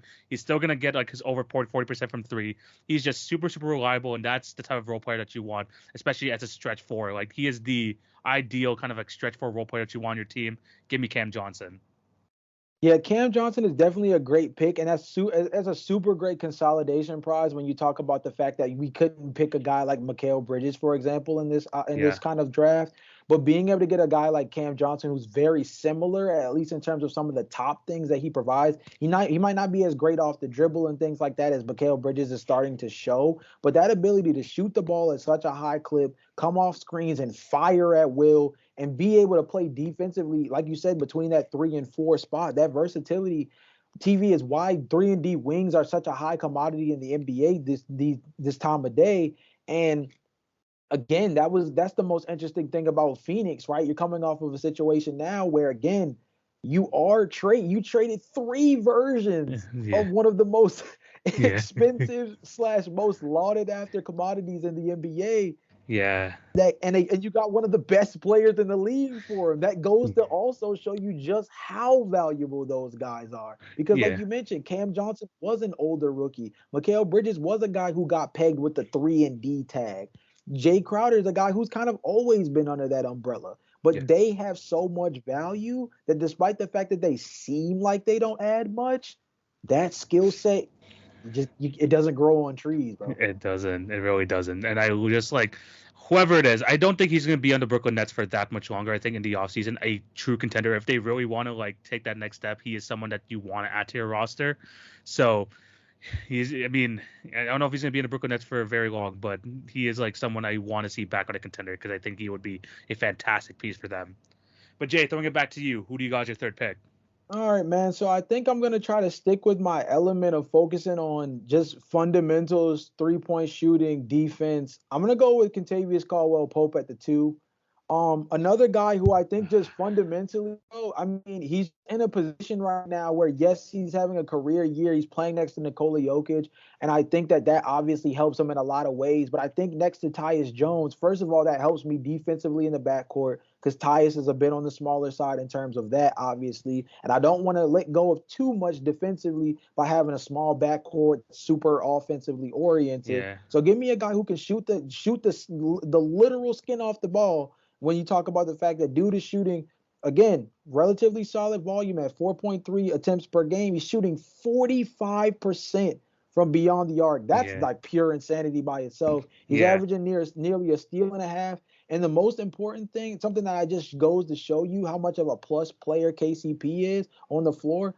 TV, this season, Contavious Caldwell Pope's plus minus on the floor is 7.7. It's a career high by far, to the point that his last highest was 2.3, and that was in his third year in the season. That was his third year in the NBA. Yeah. So he's jumped up from his original career high from a plus minus perspective, being 2.3 to 7.7. It goes to show you that when Contavious Caldwell Pope is positioned in a way where he can simply be the 3-and-D wing that he is, shoot the pill at a high rate, and just play fundamental basketball by guarding on the other end, he can be a really big time player. The Lakers definitely miss a guy like him, and I definitely think they re-upped with some of the trade assets that they've gotten since the Russell Westbrook trade. But at the same time, Contavious Caldwell Pope is a guy that if you plop him on a playoff caliber team, he's going to give you good minutes, great shooting, fundamental defense, and he's going to be a dude who's going to be able to hold it down on both ends, and you need that in this league. Like I said, next to Tyus Jones, it makes my backcourt just a little bit more formidable because both guys shoot above 40%, and both of my guys know how to play basketball with high IQ. Yeah, that was gonna be my next pick. I love that KCP pick so much. I really like that KCP pick. Like, especially with the 3 ball and his like ability to like defend like on both sides of the ball. It's a really good pick. KCP is perfect there. I guess I'm gonna have to go with KCP light on this pick just because like, I think this guy brings very similar qualities, maybe on like a smaller scale. And I know you're not gonna like this guy because freaking Chicago Bulls fans hate this dude. I think you might know where I'm going, but I don't know. But I do, unfortunately. Grayson Allen. I'm gonna go Grayson. Look, I'm not a huge fan of his tactics, but my team needs some grit. And he, honestly, when I say KCP light, I'm not joking. This guy is like 10 points a game, 4 rebounds, 2 assists. This guy can hit the 3-ball at will. One of the few guys who are over 90% from the free throw line. He just knows how to play his role and play it very well. He's going to be aggressive on the defensive end. He's not going to take his shots away from anyone on the Bucks team because a lot of them do take a lot of shots in terms of Drew, Chris, or Giannis Antetokounmpo. But he just knows how to get into his spots. He makes key plays late in games. It doesn't have to be shots, but he could just make key defensive plays, gets in the right position, and he just knows where to be on the court at all times. You talk about high IQ players in Tyus Jones and KCP. I think Grayson Allen, in terms of like knowing his role, what he has to do in this league, he has a full grasp on it, and he has become one of the more key players on the Milwaukee Bucks. So again, it's not the KCP that I wanted, but man, Grayson Allen could provide that. And I know that whoever is going to be facing this team and whoever is going to be going up against Grayson Allen is going to get irritated. And sometimes you just need to have some of those guys on your team. And the fact that he can also hit the 3-ball and not take away like and doesn't need too many shots to be effective. I like that in the player. So give me Grayson Allen. Yeah, man, you know my personal disdain for Grayson Allen just as a Bulls fan. There's no Yeah. way to dodge it. But at the end of the day, like you said, is being able to have another guy who can shoot the ball at a high clip and be able to at least be competitive on the defensive end is huge. Like you said, it's definitely KCP light because he's not as effective on the defensive end. And I'm not gonna lie, he is a guy for the Milwaukee Bucks that you worry about in the postseason in terms of being able to guard. But Milwaukee they have the ability to lean on the fact that they have one of the craziest starting lineups, or at least one of the craziest closing lineups Yeah. defensively, I think, in the entire league. But Grayson Yes. Allen just gives you so much from a scoring standpoint that, bro, at the end of the day, you got to do what you got to do. You got to get some scoring from somewhere. You got to get it from somewhere. Yeah, and again, he holds his own on the defensive end. Maybe it's masked by the fact that he's just like very aggressive on that end, but also it's just he does bring a lot to that on both ends as well. But Jay, fourth pick, who you got? Yeah, TV. So I kind of hinted at this a little bit earlier, and I think it's going to be really important because I am trying to focus on fit for my team. I don't know how much social media is going to love my squad, so I hope my explanations kind of help push the narrative. But I'm going for fit in terms of my team. And one thing I mentioned earlier was that I need a stretch big next to Jared Vanderbilt to make it work. Give me Al Horford, bro. He's shooting the ball. Ooh, He's shooting the three ball at a high clip. My dude's shooting almost 5 3-pointers a game, 43% from beyond the arc on one of the best, I think, if not the top 3-point shooting team in the entire in the entire NBA. Again, we got to stick to the idea of fundamentals, defense, being able to shoot the three ball at a high clip. Him and Jared Vanderbilt can be a scary duo in the paint. I don't think that Jared Vanderbilt is nearly the kind of shot blocking force that Robert Williams is, for example. But I think he's so defensively tense that helps a guy like Al Horford because he can be so intense on the front end that Al Horford stepping as a back end shot blocker, it kind of just gives me a different look. Again, a guy that's a stretch big, it also gives a lot of real estate for my guy Jared Vanderbilt to operate in the low post. It's one of those things where you gotta give and take. Yeah, my team did get a little bit older out of nowhere by adding Al Horford, but again, we've got 3-point shooting from 3 spots, and there's only one spot you can look at in my entire lineup where you maybe fear the defense, and even then, like I said, he's arguably the best backup point guard in the league. So you can take a little bit of a hit defensively if you know that the table's gonna be set for everybody else. yeah. And in terms of like high IQ players, Al Horford is definitely near the top of the league in that. Very reliable in terms of even just like post play. He is a very good post player. He knows how to make the extra pass, and is just one of the more smarter defenders in terms of positioning and just being able to use his body to get in the way in terms of being one of those interior defenders. So I really do like that pick. For my fourth pick over here, I'm gonna go with someone who has been getting a lot of love recently because he has made a huge impact on a team that he just got traded to. Give me Josh Hart. Give me Josh Oh, Hart. that's a good one. Josh Hart. Again, we mentioned this like very like quickly when we were talking about the Trailblazers. Why did they give him up? Like, why did they actually give him up? Because he gives you like so much like on both sides of the ball. Again, someone who just knows how to be in the right position. One of the most effective rebounders in the league. Like this guy in terms of like rebounding the basketball as a guard has to be like top 3, top 5 in the league at that. And he just knows how to like where to be on the defensive end. He brings the energy. He is not afraid to shoot the basketball. And as you can see with the New York Knicks, they are 6-0 ever since he joined that team. So he is bringing good energy, good vibes, and is just someone who, like a lot of role players, when you know their role, doesn't take away from a lot of the other guys who need to have to shoot the ball in their hands. He gives way for Julius Randle, for the Jalen Brunsons, for the RJ Barretts. And I think he's someone in terms of wanting like the perfect guy just to kind of do the dirty work for you. I mean, I have Grayson Allen. Josh Hart will do that as well and is not afraid to shoot the three ball. Give me Josh Hart. He has made a huge impact, and I think he's going to be a very key piece to this next team going forward into the playoffs. Yeah, Josh Hart, that's enemy of the state right there, boy. Because I'm trying to tell you, he's just been on another level. And the craziest part is The reason why I say enemy of the state is because if you're a Portland Trailblazers fan, you're looking at Josh Hart and wondering where this three ball came from. Because when he was in Yeah. Portland, he was not shooting it like that, bro. Yeah. Even, I mean, same thing. I think Matisse Thybulle is in the same situation. If you're a Philly fan, you're looking at him and you're seeing that first game, he comes out, knocks down 3 or 4 triples, and you're asking yourself, hey, bro, where was this at? Because if you was bringing that out for our team, we probably would have kept you. So that's Yeah. the tricky part about that, man, is I think at the end of the day, Josh Hart is just a really solid player. He does everything you need to do. He's one of the best rebounding guards in the league. You know the versatility is there. And I don't think we can attribute this 6-0 since trading for Josh Hart thing just strictly to the fact that like they traded for Josh Hart. Yeah, Even for Josh shot. Hart has Yeah. made it clear that he Yeah. feels as though he's Yeah. not the only reason why they're 6-0 during this stretch. Julius Randle has obviously been playing out of his mind during this Yeah. time frame as well. Mhm. But Josh Hart does bring a certain level of glue that does kind of just help settle the table for teams.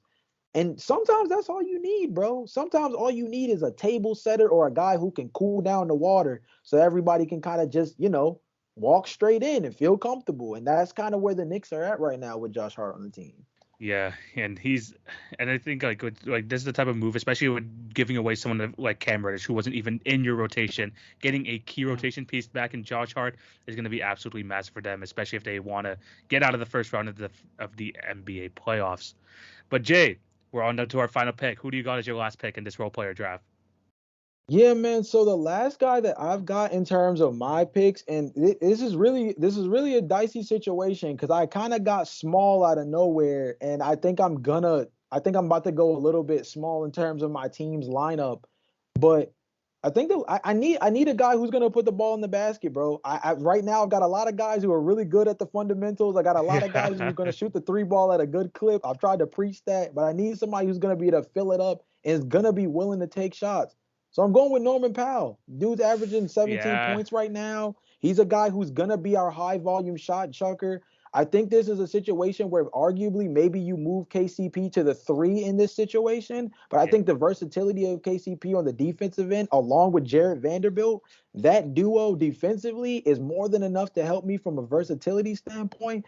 We need somebody to score buckets, right? We need somebody who's gonna be yeah, able to put the shots up at a high clip.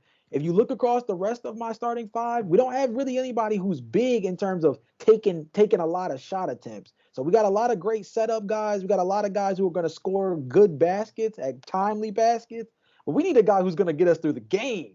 So if yeah, we got to set up a starting lineup, it was between Norman Powell and Benedict Mathurin. I think yeah, Benedict Mathurin is just a little too early. I think you yeah, also can make an argument that yeah, he probably is considered as one of the better players for Indiana. That's yeah, kind of that fine line me and you were yeah, talking about before the yeah. pod. Hmm. So a guy in Norman Powell, I think definitely qualifies as more of a 4th or 5th guy on the LA Clippers. Yeah, And that again is another one of those fine line situations. But I think that Norman Powell's yeah. in a position where for my team, he can go out and just be himself. And that's a fill him up guy that can go get baskets and just simply just hold it down for us offensively. Yeah, I was thinking about Norm Powell as well. And I think like, yeah, does he walk the line? Maybe, but also he is like, in terms of like his play, he's very like one dimensional in the sense where he's just like get me a bucket. There's a reason he's averaging near 18 Yeah. points a game. That's his job, and you need some of those guys on your team, and especially like with a team where not a lot of guys are creating for themselves, you need that one shot creator, and Norm Powell is perfect for that role.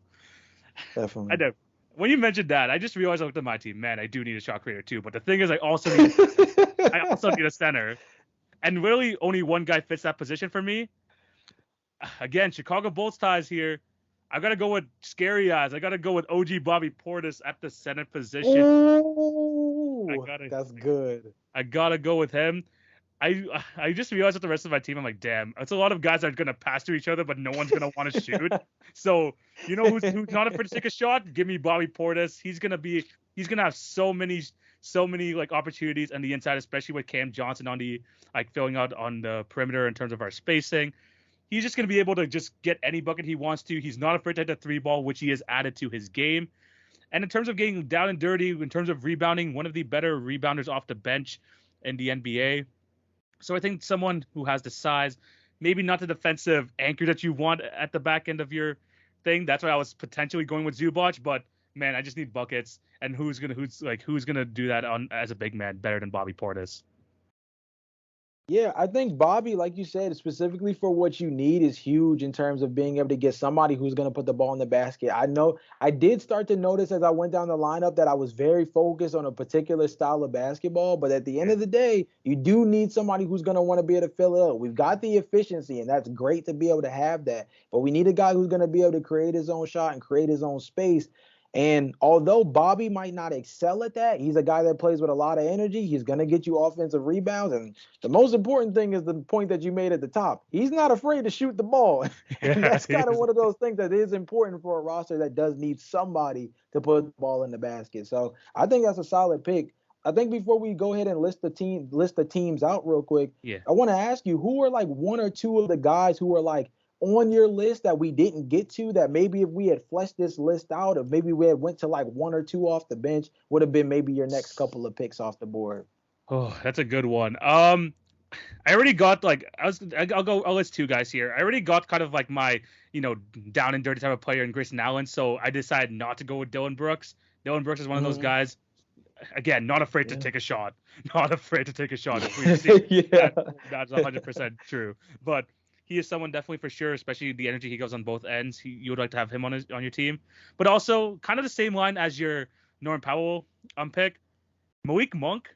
Malik Monk for me is like one of those guys, like someone who just like you just want to give the ball to, someone who can like create space out of nothing. So he's definitely gonna go with definitely fits that mold. And I was gonna go with him, but the problem is I think like it would just be a tiny backcourt with him and Brogdon. So I decided to go a little bit bigger, going with Grayson Allen, who's like a bit bigger in size and who can play defense. But those two for sure. If we had an extra two picks, those two would probably be there for me. How about you? So I think for me, I think the two guys I would have went with, and those are great picks on your end because actually those are two guys that are on this little list that I got right here. But I think one of the things I definitely would have went for, one of the players I definitely would have went for was Jaden McDaniels. He was a dude I was heavily considering, and maybe if I didn't go for Jared Vanderbilt to start, Jaden probably would have been drafted because, of course, I wanted to have spacing. That was something I definitely prioritized in terms of the way I drafted my team. Because if you notice, the only guy who really isn't a shooter on my team is Jared Vanderbilt, but his defensive upside is so high that it was worth taking him where I took him. But Jaden McDaniels is averaging at least a block a game, a steal a game. He's one of those dudes that's super athletic, 6'9", significant wingspan, has the ability to switch around. He's a dude that has a lot of defensive upside. I think similar to Jared Vanderbilt. I think if I wanted to go really defensive, he would have definitely been a guy that would have came off the board for me. He definitely would have made my team a little bit bigger too. And then TV, I'm not going to lie, bro. This one, I got to just be real with you. This is one of my Jalen NBA die on a hill kind of guys. Yeah. I can't help but stay on the Jonathan Isaac bandwagon, bro. I know he's gonna keep hurting me.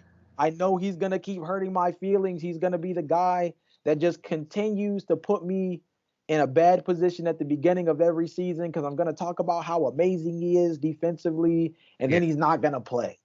But TV, you just cannot. You can, even with the time that he has been on the floor in limited minutes, you cannot argue with the defensive ability of Jonathan Isaac when he's healthy. When Jonathan Isaac plays, he is a top 3 caliber defender, all NBA caliber defender, defensive player of the year consideration the last time he was healthy on the floor 2 seasons ago, caliber guy. We cannot erase that. And despite the fact that it's so easy to do so, because the man has missed a lot of basketball in the last 2 to 3 seasons, when the dude is healthy, he's one of the best defensive players in the league. And that still shows to this day, even coming off the 2 years of being injured. So I didn't pick him because the injury concerns obviously are one of those things that are going to break my heart. But at the end of the day, I definitely still had him on my list because you can't argue with the defensive talent. The build is like the build is perfect with Jonathan Isaac and is able to like defend inside. Like basically like his build is to defend all 5 positions, which he has shown that he could do. He is definitely someone. Hopefully, we could see more basketball out of him in the next 2 seasons or so.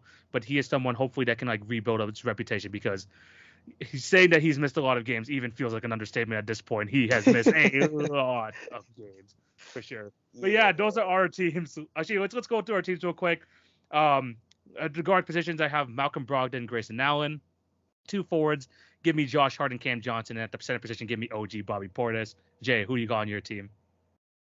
Yeah, for my starting five for the best role players in the NBA, I've got Tyus Jones at the 1. I'm going to put Norman Powell at the 2, Kentavious Caldwell-Pope at the 3, Jared Vanderbilt at the 4, and Al Horford at the 5.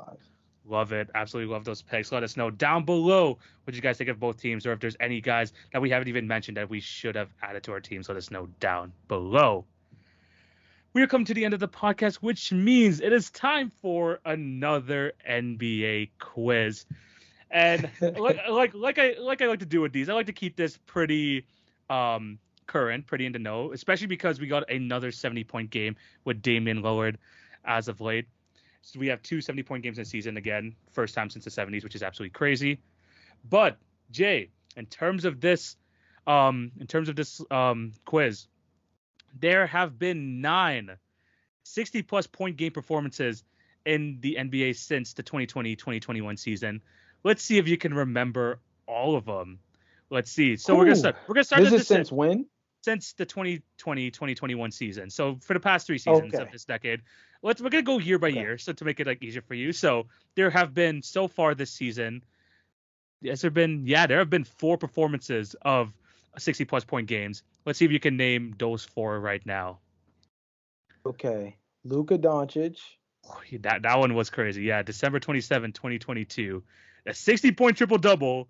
The game where the Dallas Mavericks were down by 9 points with 40 seconds left, and they somehow came back and won that game. Like, that was absolutely insane, especially when against the New York Knicks. That's crazy, but yeah. Are we counting the Damian Lillard and Donovan Mitchell ones? Yes, both games are on this list. The Damian Lillard one we talked about a lot. Donovan Mitchell one, again, kind of like the Luka Doncic one. He was down like big time in that game. No Evan Mobley, no Darius Garland, and he absolutely went off against your Chicago Bulls. Might I add, especially in that overtime. I mean, that overtime period. I rewatched. Not a good game for us. What's it called? I rewatched the highlights this morning. Oh my goodness, you guys lost by 11 points. You guys, and it was not our best game by far for almost, sure. That was in the San Antonio game are kind of the 2 big trademarks of the way this year has been going for Bulls fans. But hey, man, I digress. Almost a triple double as well. 8 rebounds, 11 assists, and I know you're still mad about that lane violation. Oh my God! Don't get me started. And there's one more. And there's one more game from this season. Just happened January 25th, 2023. Another 60-point game. It could be a repeat. Tatum? Nope, it was a repeat game. It was a repeat from one of the guys. This is the second 60-point game of the season. Oh snap!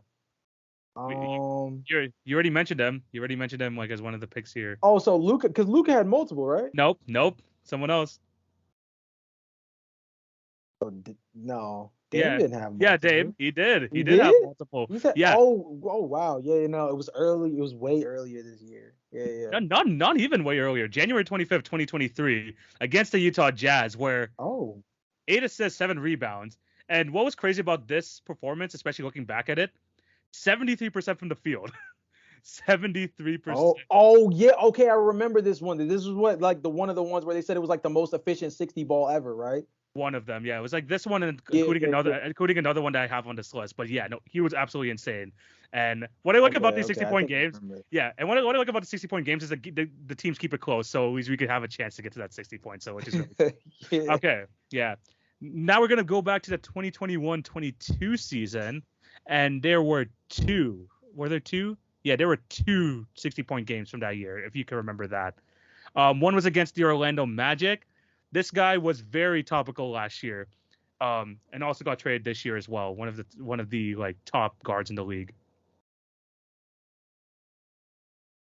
Russ? Nope. He's still trying to figure out what his new team, but hopefully, again, one of the teams we said that are under pressure in terms of like championship contention. Kyrie Irving. Yeah, against the Orlando Magic, March Oh, 15th. against Orlando. Yeah. Yeah. Again, rewatching these highlights, he had like 50 something points before the fourth quarter. And what sucks is that the freaking Magic were so freaking bad that if they actually kept it even relatively close, Kyrie would have got freaking 80. I really like looking Yeah, back. I think I actually remember this game only because of the fact that I remember watching a podcast with RJ Hampton, and I remember him having he was asked about guarding Kyrie Irving, and he basically described it as like he's just a walking bucket. So it's just kind of no real way to guard him straight up because he has a counter for everything. I think I actually remember that just because RJ Yeah. Hampton he talked about that game for a good amount of time. Yeah, wow, Yeah. that's crazy. It was insane. And during that time, like I remember like when I was looking back at it, people were mad because they're like, "Oh, is Kyrie going to be able to play in the playoffs? All this and that." Like that was like, is he going to play the Yeah. rest of the season? And then he just goes out and scores 60, just to remind us, you know what? He's still one of the best guards in basketball. Hmm. The only other 60-point game actually happened the day before this Kyrie Irving game, which is absolutely crazy. But it was a big man scoring 60 points in this game against, again, one of the worst teams in the league in the San Antonio Spurs. But again, a 60 bomb for this big man. And he could score on. Giannis? Nope, he could score on all three levels though. This big man can score on all three levels. Then it's either the Joker or it's Joel Embiid. Nope, it's neither of those two. We haven't seen much. Neither? We haven't seen much of him this year because of injury, but Oh. he is one of the best offensive players in the league. I still do believe Oh wow. Was this Cat? it was Carl Anthony Towns, a 60-point game versus the San Hmm. Antonio Spurs. And what was like very interesting about this game is that he scored actually the fourth most points in a quarter all time in that third quarter, scoring 32. 30, Jesus. 32 points in that quarter. Absolutely I insane. bet Minnesota is just missing that guy right now. I know they've had their qualms this season with his fit next to Rudy Gobert, man, but I mean, if he has the capability to fill the box score up like that, it's just like not having that dude on the floor is insane. Yeah, they definitely do miss him, and they have been. We don't talk about the Timberwolves much on this podcast, but man, ninth place, especially with the expectations we had before the season. Yikes! Yeah, Yeah, for tough. that has been tough. So those are the two from that season. And finally, for the 2020-2021 season, we have three 60-point games. There was one 62-point game with one of the best players in the NBA versus the Portland Trailblazers. Probably one of the most fun games to watch during that kind of like after the pandemic, after the bubble year. One of the most fun games I've watched. It was against the Portland Trailblazers, and this guy loves to shoot a lot of threes in this game. It was a fun game to watch if you love 3-point shooting. Steph? It was Steph Curry, January 3, 2021. That game versus the Blazers. I don't know if you remember this play in particular, but there was a play where Draymond Green was literally just staring at Steph Curry all the way down as he was dribbling the ball up the court with 30 seconds left. He passed it to him near half court, and he just pulled up for no reason and just hit a three. Oh yeah, okay, Yeah. okay. That's okay. I remember this game strictly because of that. I think I saw a highlight for that like a couple of days ago. Yeah, it just goes to show you how unhinged that dude is, and I think it also goes to show you those are one of those plays where you just understand the kind of faith that they have in Steph. Again, another team that due to injury has just been in a really weird pocket. Despite them being a really bad road team this year, Yeah. Steph Curry's injury buildup so far this year has just made the Warriors one of the hardest teams to get a real gauge on. Exactly. Luckily, Klay Thompson's been doing really well as of late, but man, they need Steph if they want to make a long playoff run once again. But man, that was a fun Yeah, game. man. I remember watching that game on TV. One of the most fun I've had watching a basketball game. Next game though happened 3 days after, which is pretty crazy. And this is the only game on this list that led to an L. So this is the only game which led to an L. It was against the Oh, 76ers. It was against the 76ers. And I remember this game clearly because I was watching this hoping that he was going to hit 70 because he had 57 points after three quarters, but in the fourth quarter he just went absolutely cold. Again, one of the oh like my gosh. he, we talked about him last week in terms of 34 per game scores. He scores a lot of points, but he doesn't get as much recognition because his team is just mid. He's just like a mid team in the Eastern Conference. Uh, Kind of like Damian Lillard. He's a lifer. He's a lifer. Feels Oh like dang. Oh, Bradley Beal? Bradley Beal, January 6, 2021. 60. Yeah, that year was big for Brad. Yeah, I that year hated was that. big for Brad. I hated it because I was waiting for him to hit 70. 57 after three, you're like, come on, he has to hit 70, especially because they were down by 11 with the whole quarter Mm, left. And Beal just absolutely laid an egg in the fourth quarter, unfortunately. And they lost the yeah. game. Final game here. Um, one of the top players in the league. I think he plays for the top, probably like the one or two team in the Eastern Conference right now. And what was crazy about this game, again, it's against the San Antonio Spurs, unfortunately for them, but the Spurs were up by 32 points in this game. 32 points, and they gave it up Jeez. because this man just could not miss, especially in the fourth quarter. Jason Tatum? Jason Tatum led a 32-point comeback Wow. while getting 60 points in a game tied the Boston Celtics franchise record. And maybe just as impressive, 0 turnovers in this game. 0 turnovers. Wow. That's crazy. And I think the most insane part about this group, first of all, the amount that has one of the main things I noticed is the increase in guys Yeah. as you actually move towards the years. We were going backwards, but if you look at it in reverse, Yeah. we're starting to tally up we're starting to get a greater tally across the board. Yeah. But I think one of the most interesting things that you mentioned about all of those guys are these are all guys that are capable of having really strong quarters.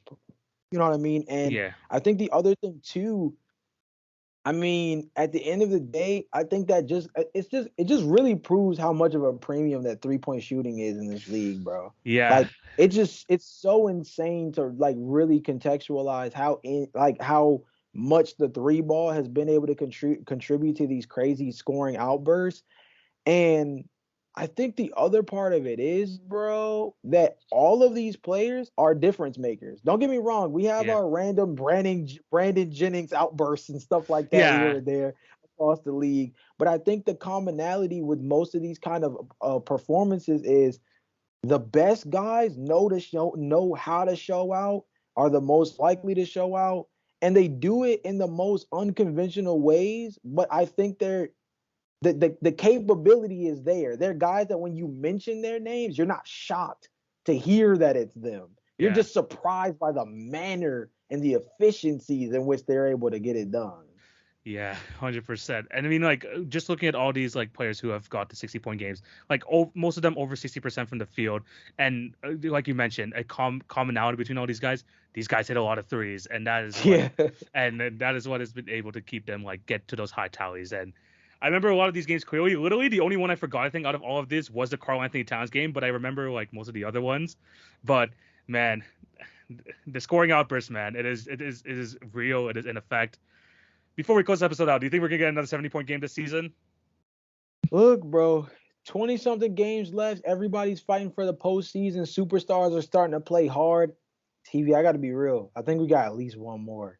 I It think might be so a too. bold. I think it might be a I think so bold too. take, but it only took a month to go from Mitchell to Dame. It only took about a month, bro. Yeah, Month and some change. We got about a it month is. and some change left for the regular season. Like I Yeah, said, everybody's playing hard, which also means the superstars are on the floor. They understand the ramifications of winning and losing every single game, which means we're gonna yeah, have some superstars really playing out to get, and that might lead to some crazy scoring outbursts. yeah. I mean, I like that point. People are being competitive, but the teams that aren't competitive are gonna stay uncompetitive. So Yeah. if you see a Houston Rockets on the schedule and you see a star player going there, oh boy, get ready for some buckets. Oh man, But that's yeah, brutal. but yeah, let us know down below any other quizzes you want us to do. Anything like any other quiz ideas, I am open to all of it. Send them to our email as well. hityourfreethrows@gmail.com. But yeah, this is where we're going to end today's episode. Thank you guys for watching. Jay, before we sign out, anything to tell these beautiful people? TV, we're locked in, bro. We say it Locked in. every single pod. We gotta keep reassuring it, bro. We are Yeah, locked in. The postseason is coming quickly, bro. Like it's yeah, around the corner. And the craziest thing about this league in particular this year, yeah, is this is easily the most parity we've had in the NBA. This is yeah, easily the most parity we've had in the NBA. The Western Conference is going to be a bloodbath. The yeah, Eastern Conference is kind of a battle between those top three teams, but I don't even think those top three teams are completely safe. yeah, So, exactly. man, as we continue through this season, the conversations are only going to get better and better. The kind of basketball we're going to see on the floor on a nightly basis is going to get more and more amazing. And once the postseason gets comes up, Yeah. Man, it's gonna be another level of basketball, bro. So stay tuned. Definitely stay tuned because we got a lot of content coming, and with the postseason around the corner, things are only gonna get more interesting. Yeah, and the only way you can be able to do that is by following all our socials at Hit Your Free Throws Pod. Make sure to subscribe to the YouTube channel, hit the notification bell, check out all of the episodes, check out all the content because we're going to be pumping it out come the playoffs, throughout the playoffs, even into the offseason, so you don't want to miss out on that. But yeah, again, follow all those socials. Follow our socials at the Knockdown J, at TV on Basketball as well. Check out our own individual stuff. And again, thank you guys for all the support. This is where we're getting to today's episode. Thank you guys for watching and listening. This is TV, Jay on the other side. Thanks for checking us out. Have a wonderful day, guys. Take it easy. Peace. Peace.